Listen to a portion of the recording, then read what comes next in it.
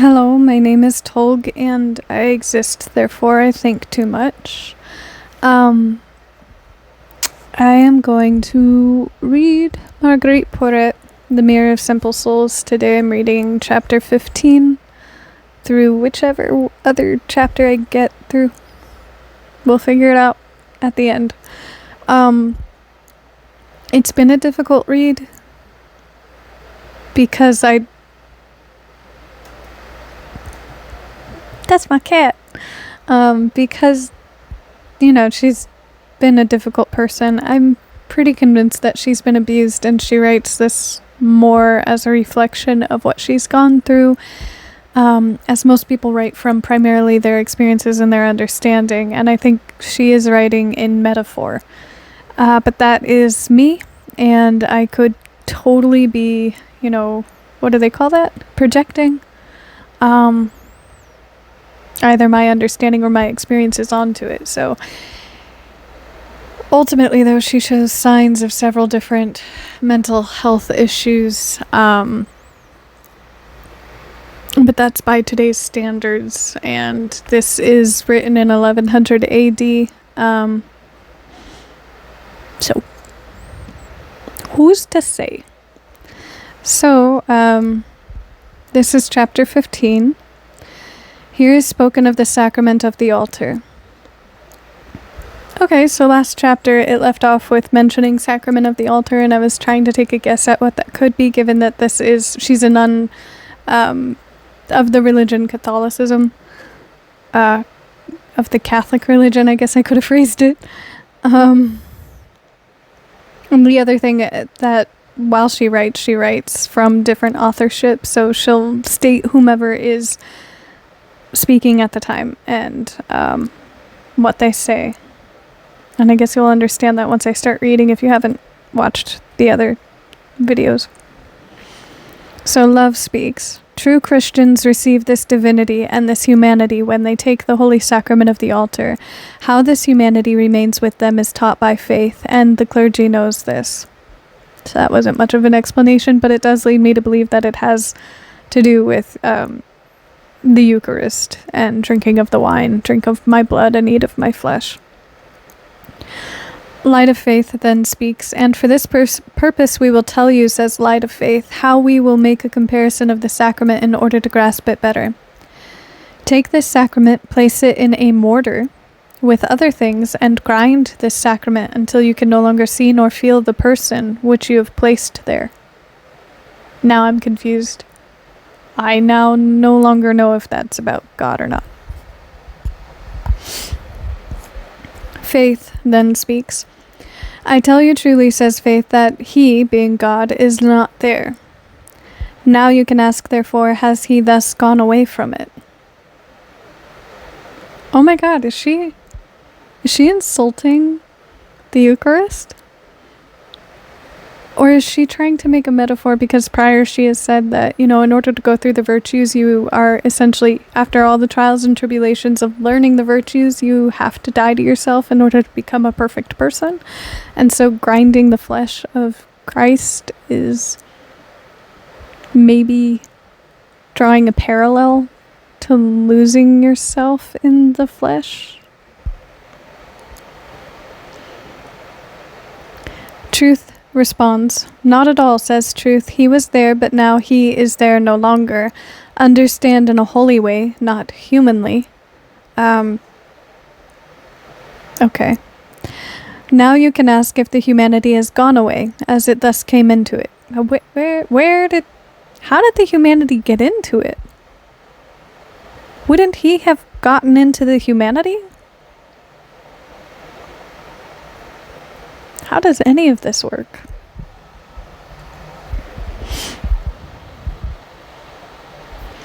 I say to you, says Truth, that the humanity of Jesus Christ neither comes nor goes. So is the humanity accepted to be separate from Jesus? Truth then speaks. It was there, says Truth, when one could see and feel it, and now it is no longer there, since one cannot see or feel it. I don't think that's how metaphysics works. Thus had divine power ordained it. This is 1100 AD, so it's not like they were perfectly understanding of, multiple dimensions, pocket dimension theory. Which, by my understanding, is the only way that heaven could exist. Temptation speaks. Why is temptation speaking? Temptation has not spoken before, and I'm not sure at this point why temptation has decided to interject where it concerns Jesus' humanity and where and when its humanity exists. Anyways, what can this be then, says temptation. Why interject with temptation if all that temptation says is, what the fuck? Isn't this supposed to be, hugely metaphorical for something? Why would temptation exist there? Hopefully that's not the only time in which it's introduced. Truth responds, "It was there, says Truth, when one could see and feel it, and now it is no longer there, since one cannot see or feel it. Thus had divine power ordained it.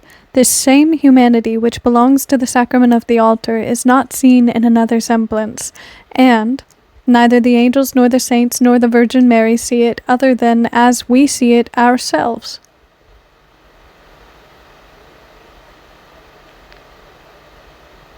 Okay. I mean, how would one disprove that? They couldn't, but how would one prove that they couldn't? This is the same argument for proof that God exists, more proof that God doesn't exist. Tried and true argument. And if they see it in the semblance that we see it, it is by the intellect of the Spirit. Well, and if they see it in the semblance that we see it, but they do see it in the semblance that we see it. So, because they're different from us, the only way in which they could see it the way we see it is through provision of the Spirit, and prior to this, the Spirit has not been discussed nor defined, so one could say that the Spirit is the Holy Ghost that was left behind after Jesus was sacrificed on the cross.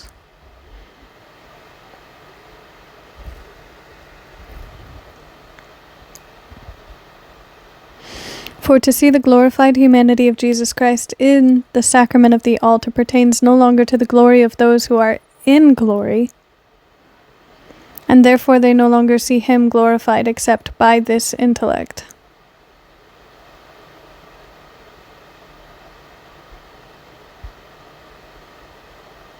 Huh.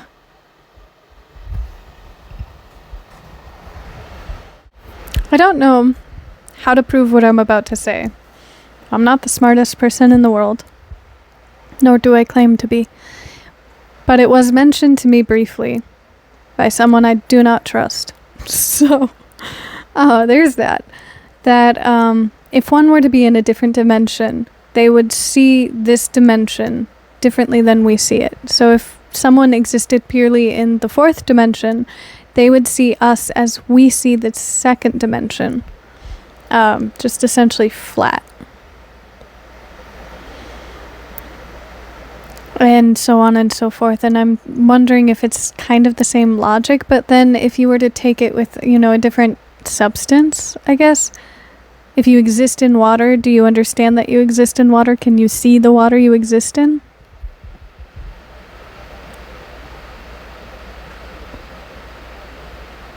I would assume so. I've been swimming, so I know that I exist in water. I can see the water. Or do I see the effects of the water? Pondering the ponder. Do. And then an introduction of the soul by faith is now speaking, and what does this mean? I don't think it even makes sense by the introduction of simply the title alone. The soul by faith. Whose soul? It comes by faith, or it exists in faith, or it has faith by faith. What does that mean? I don't know.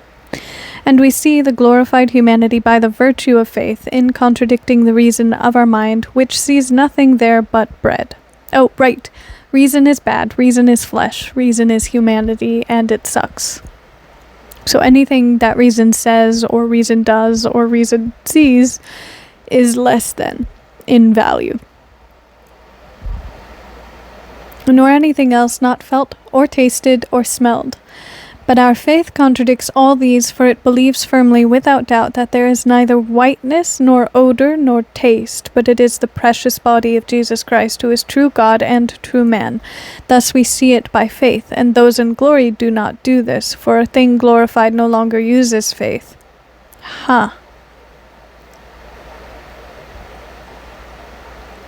Does it use trust instead of faith then? And thus they do not see it as we do. This is, what is Peter Pan? When Peter Pan says that the fairies cannot do what the fairies need to do unless we all believe in fairies, and so everybody starts chanting, I do believe in fairies, I do, I do. I mean, if we were to get into belief systems, I personally believe that humanity, in humanity's consciousness, has the ability to give something enough power simply by believing in it enough. But I don't think that innately makes that thing what they believe it is. I think it's just their energy manifest.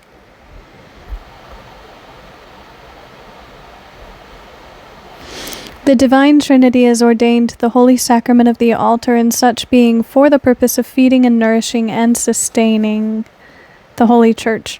So are they equating it to, what did they call that? You know, the bread that fell from heaven in the desert when Moses led the slaves of Egypt, the Jewish populace in Egypt that had been enslaved, into the desert to, thereafter make of them a holy military to go back to Egypt to overthrow the king, to get the throne by utilizing the slaves against him. What was that called? I want to call it manna. I don't think it's called manna, but the thing that fell from heaven that they ate, and then he tapped the stone and water came out.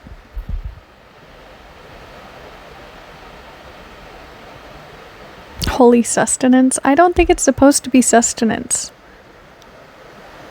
Actually, I don't even remember why Jesus stood in front of the peoples and said, "Here, eat of my flesh and drink of my blood." It is a bit weird. I mean, they weren't starving when Jesus did it. They were just, essentially out together, and people were like, "Oh, it's time to eat." And Jesus was like, "Oh, well, we didn't bring enough food, so here I'll suddenly present things that I just manifested from fuck all, and I'm gonna call it something it seems not to be. And you guys can partake of me." And I think it was something to do with partake of divinity as you understand it in humanity. But again, it's just very indicative of magic. It's very indicative of magic. And if I don't know why Christians would, because Christians aren't supposed to think for themselves. I mean, this book says it, you're not supposed to use reason because it's of the flesh. And how unholy. But if you do get into the study of magic, there is little that holds as much power as blood and, skin, human sacrifice. So there's that. Such is the ordinance of the sacrament of the altar, says the soul by faith, illumined by the Divine Trinity. Okay. So faith, all of that was capitalized. Soul by faith illumined. So soul by faith illumined is now an entity unto itself. Introduced right this instant. And I guess that entity only exists by the sacrament of the altar existing.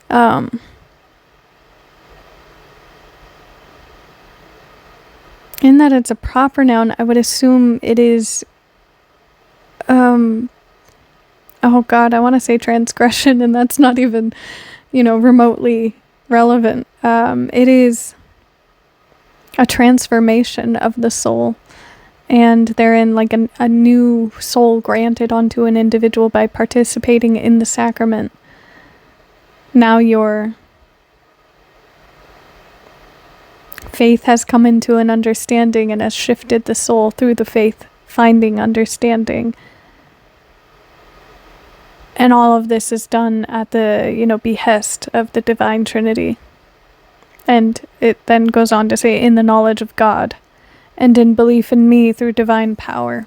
And me, who was speaking again? I don't know, because I can't turn the page. Me is the soul by faith. So, belief in the soul by faith through divine power.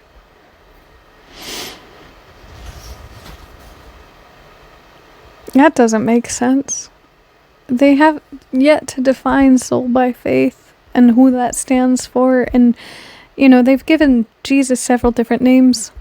And then they have applied several different titles or adjectives to love as different entities of love themselves. Pure love is different from fine love. So soul by faith still has yet to be defined purely, and apparently we need belief in it. But would need to have that belief in it primarily through divine power. So our belief in it in and of ourselves is not substantial enough. So many hoops to jump through. You're just essentially told you're never going to be good enough.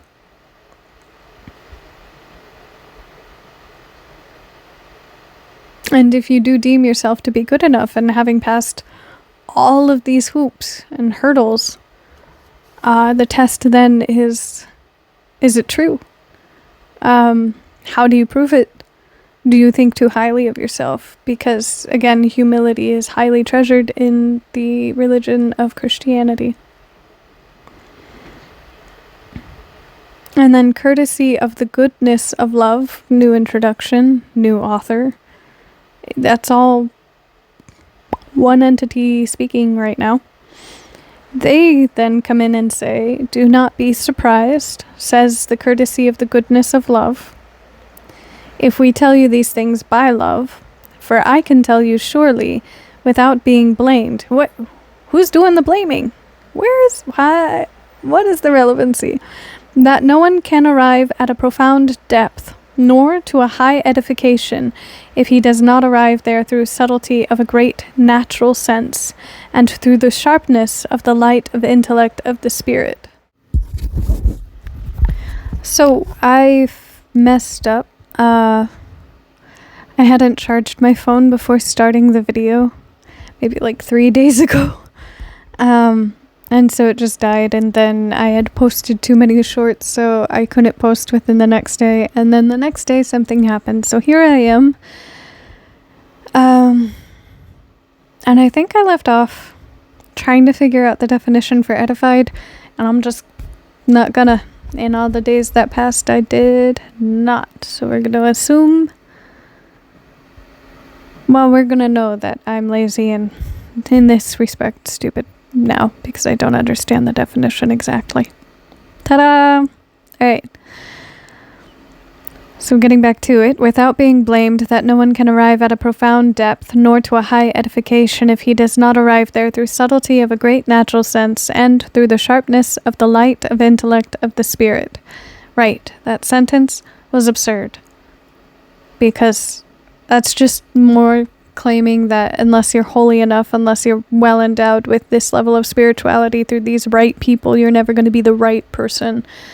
It's essentially name dropping, but with metaphysical Maui entities, so that no one would be able to find the right person to drop the same name.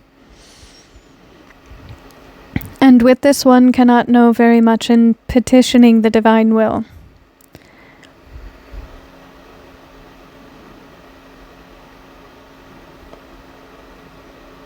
And if you don't find the right person, you're just not good enough again. For intellect, which gives light, shows to the soul what she loves by her nature. And the soul receives the approach and the juncture through light of intellect, and through concord of union in fertile love. So divinity is not godly. That was another argument prior. Is divinity godly, or is what is godly divine? And it would seem to be that what is godly is divine, but divinity in and of itself is not godly. Or if it were godly and God is infinite, then whatever the fuck you petition, if it had the premise of being divine, then they would have access to anything. But in that this specifically needs light of intellect, the illumined ones. Isn't that some Knights Templar shit? Given this is 1100 AD under the Pope, you know? Isn't this giving reference to some Knights Templar shit?